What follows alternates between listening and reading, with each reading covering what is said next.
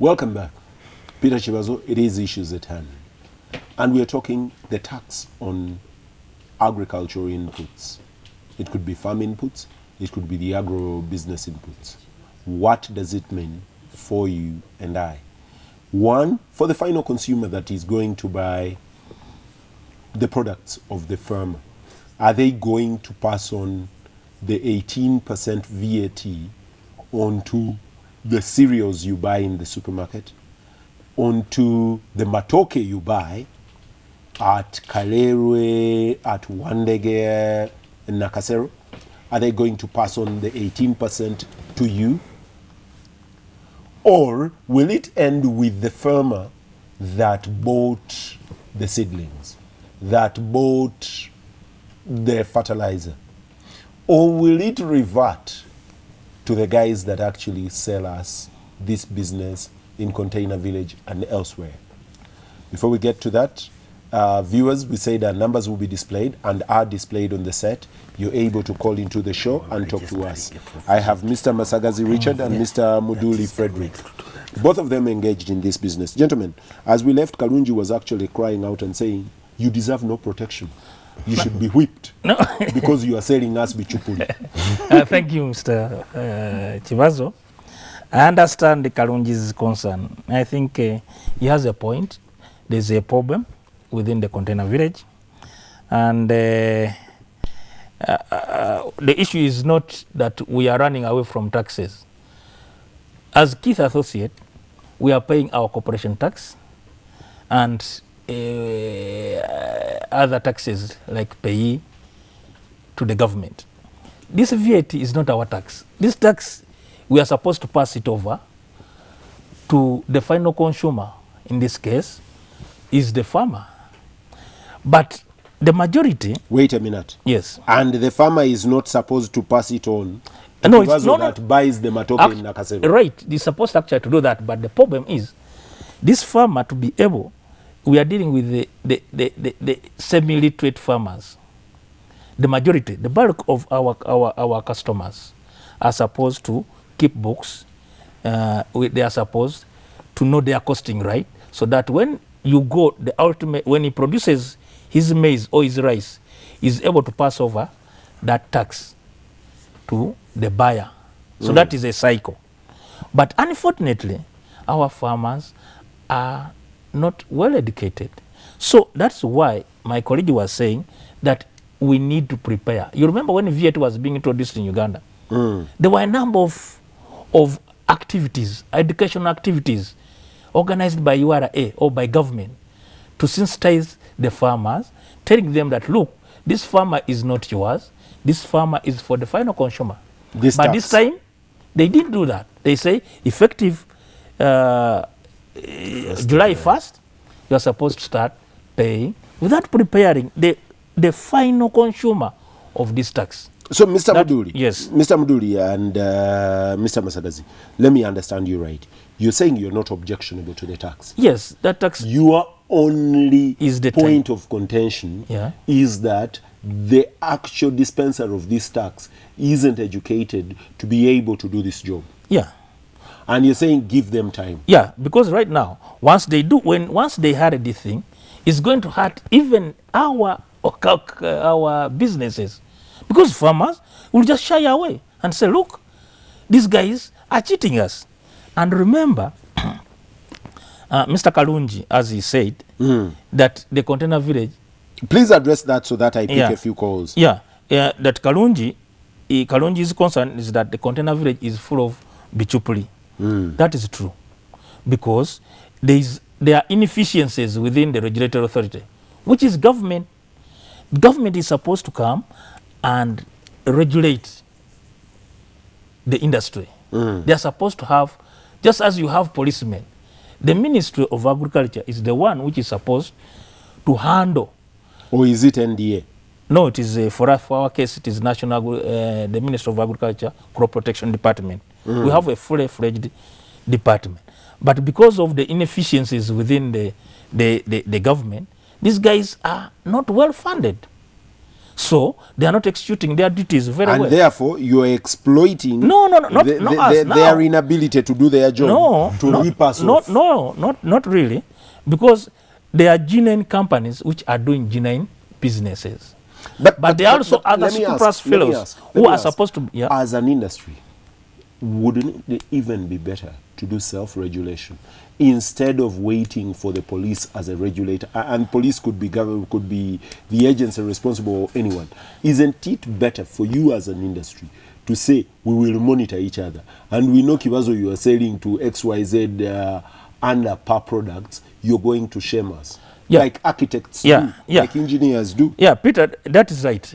We also have some associations. We are trying to monitor ourselves. We have CropLife Uganda, which is dealing with the agro inputs like fertilizer and pesticides. Then there is Worcester, where Richard Masagas is the chairman, which does the seed industry. Okay? But for us, we only stop at the point of dispensation, where we sell to some other dealers. Now from there, what happens there is now for real government, because the government or the Minister of Agriculture is regulating us. Because if I want to import something, the product must be registered. That is one. 2, I must seek permission to import that product, and for what purpose? We are doing that. Now, when we bring the things, we are supposed now to sell to, and remember, we are supposed to have distribution channels where we have the wholesalers, the importers, we have the stockists, and then the final farmers. Now, in between there, because of the inefficiencies within the government, it is not being done well to effectively serve the farmer. And it's not only that. We have seen government, even the extension service, is at its lowest. But if I may add, can I add something? Yes, just some bit of advice to Mr. Karungi. That be as it may, I think I'll just give advice to our farmers. Please buy inputs from places where you can be given a receipt. That is something very simple. And hold there. If I receive a receipt from you, Mr. Masagas, yes, and I go and plant the bean seeds that I have bought from you, and 3 weeks later, when the rains have come, they are nowhere to be seen, what would happen? Would you compensate me? Because I've lost labor, I've lost time, I've lost even money that I used to buy the seeds. If it is directly from me, I'm going to come to the ground and verify why they have not germinated. Because we will not give you a product I know is not gonna work. But the problem we have here is we want very cheap things. Hold on. Viewers, our numbers are displayed on the set. Please call into the show, put your question or comment to Mr. Masagaze and Mr. Muduli. Yes, carry on. Yeah, I'm saying cheap things are not cheap. And this is one of the prices farmers pay. Okay? You tell a farmer this is the right price you pay. If a farmer wants to get something on the street, that is some of the price they pay. I don't think all the shops in Container Village are bad.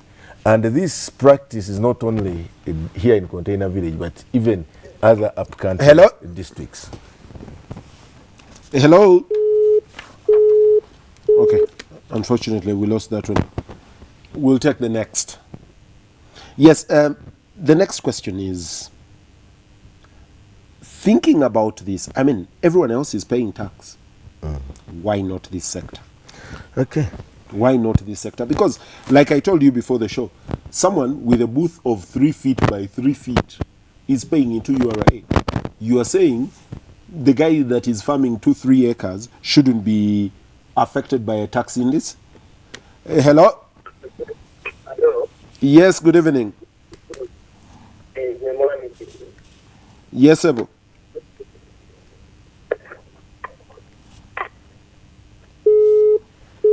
Okay, sorry. We'll take the next that comes through. Please do not wait to listen to yourself on the set. Just go right ahead with your question. Yes. Why shouldn't this sector be taxed? Yes. I think we I are mean, saying every other sector tax is being this targeted. sector, but don't start with VAT. Let us identify who is handling the output. Our opinion is let us look at the output sector. Meaning? Let us leave production. Okay? Let us Hello? Hello? Yes, sir. akatale wanaabalimi bagenda ne balina vanira akatale nekagwa vanira yekenga mutereeza akatale ako abantu bajja kukola bulungi nnyo Omisani oyo. Amanyago. abantu bajja kweyongera okulima Amanyago. akatale nekagwa vanira ne bamutematema ekyo kyekituma Webale sebo. bakoleka nnyo. Okay. Unfortunately, tatuwadde erinnya lye naye tujja muddira. Tujja muddamu. Peter, you were saying that why are we again? Why shouldn't this sector be taxed? No, no one is against taxing the sector, and in any case, they have been paying taxes.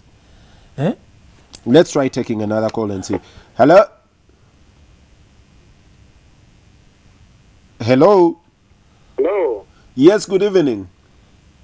Talking to Gabriel Moses. Yes, Moses. Yeah, I actually want to supplement the program. Yes. Yeah, I really concur with those two gentlemen in the studios. Actually, what the government was supposed to do is to give a subsidy to agricultural inputs. Okay? That if that encourage farmers to produce more, they give an agricultural subsidy. That's reducing the taxes. That's removing the taxes on agricultural inputs. But what they've done is that putting taxes, meaning that they are discouraging production. Get the point? I hear you. Yeah, putting taxes on agriculture, they're discouraging production. Actually, right now, that's in the agro business, they are already feeling the impact. Farmers are not coming in to buy any input. The hybrid seeds are high, the fertilizers are high, the cost of land is high, and very soon we're going to see a tragedy of becoming. So my advice, maybe the government would be to remove the taxes and then put a subsidy so that farmers can afford. Remember, our economy, 80% is agro-based. Okay? So if they are putting taxes on agriculture, which is the backbone of our economy, then they are really pushing the country to help if I can call it so. Thank you. Thank you very much. Can I respond? Just one moment. Okay. We took that one. I'll take two more calls, and then the gentleman at the table will be able to respond to all of you at the same time.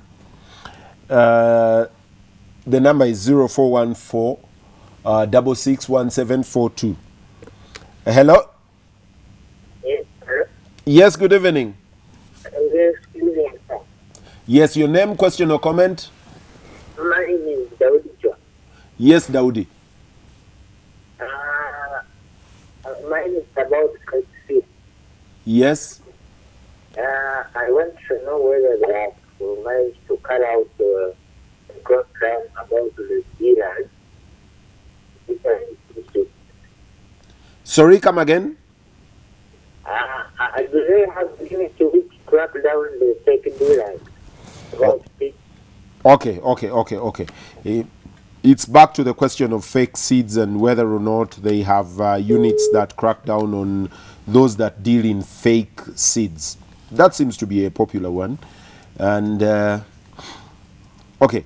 For now, can you respond to those? But as you respond to those, please add on one thing, because the issue of subsidy seems to be coming out. And I'm thinking, I have listened to the president while he replaced NADS with an army unit that is quite not elaborate yet. These are the figures that I got, that we have given out excess of 6 million seedlings of coffee. That is free. Isn't that a subsidy? Aren't they just buying them from you producing them and giving them to the farmer? Therefore, the tax incidence of 18% will be actually borne by government that is buying the 6 million seedlings from you. If government has given 11 million, 10 million tons, was it 10 million or 100,000 tons of maize seed, I think it was 100,000 or 10,000 tons of maize seedlings. Maybe 1,000 tons. No, it was more than that. The figures it in kilos. 100,000 tons? No. Well, they said tons. The figures sounded obscene, but I mean, in business terms, you guys would be making a kilo. Very rich, eh? Yes, you are making a kilo on it. But they are buying the seedlings from you. They aren't buying them from Chibazo. Therefore, it is still government that is bearing the 18% in this particular case, because they are effectively, by the figures the president gave, the biggest consumers of the seeds that you sell. So, what is the cry? Yeah. What is the cry? Good.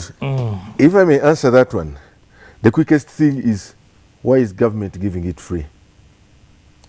You say because the farmers cannot afford. That is partly it, but then, you also said that agriculture across the world is subsidized. Yes. And government is already engaged in the business. Now, why do we waste time getting the VAT coming through us instead of using it spot on to do other activities? Why do you transfer it through seed companies and through agro input dealers? Why go through all those processes of that managing that tax? Well, Mr. Masakazi, I'll answer you with another scenario. But no. Let me answer you on this one. Let me answer you on this one. The issue is, let me give you a scenario. When government of Uganda, through its departments, when they buy cars these days, previously they would just get a red number plate and they wouldn't pay the tax. Now, if you are a department or an agency of government, this financial year, yes, they have provided for that. Yes, you pay the tax as well. You pay the tax as well. So why not you? Okay, now, I think the issue is government providing seed to every household in the country? No. I don't know. No. I don't know. Are they actually providing the seeds? Let me tell you, the tonnage that has been given out probably is 2,000 tons.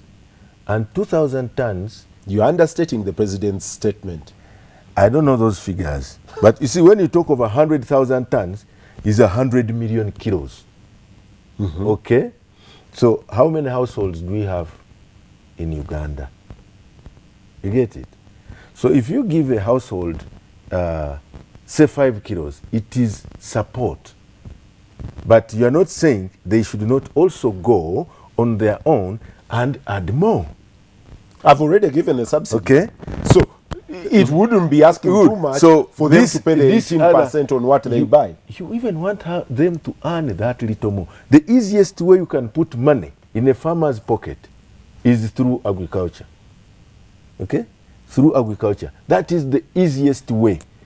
Now, I want to give you an example. Let me ask on that. I want to give you an example. Would you rather... I want to give you an example of subsidy. Withdrew the seeds and seedlings they are giving farmers and instead do away with the VAT?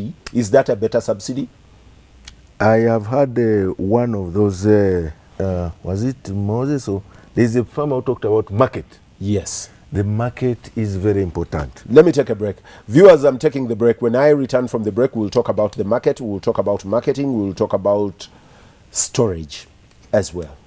And we'll talk about quality control. Don't go away.